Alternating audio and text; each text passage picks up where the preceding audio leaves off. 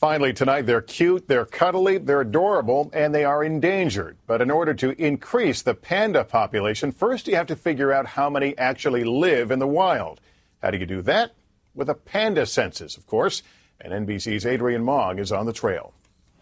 They're unique, a national treasure native only to a small part of China, an area the size of Connecticut.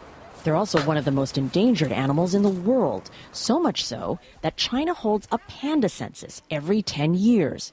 This time, it kicks off in Sichuan, one of 3 provinces the giant panda makes its home. Here, 70 trackers will spend the next 2 years surveying the bear's natural habitat. We followed one of them on his assignment up a steep and slippery mountain slope. Li Guiren took part in the last census. He says new technology like this GPS device has helped cut down his time in the field by 1/3. And look, bamboo. Giant pandas love this, so we must be getting close.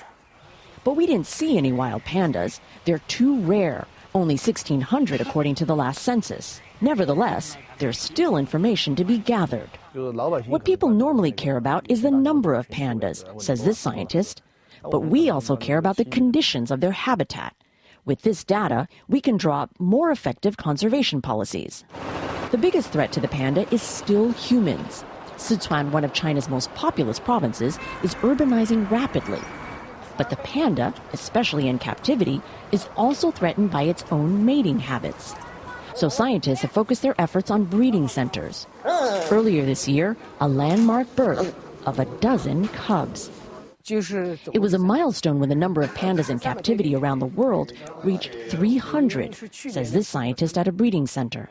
Researchers hope the new census will reveal another milestone, that breeding programs and conservation efforts have been on the right track, producing more national treasures.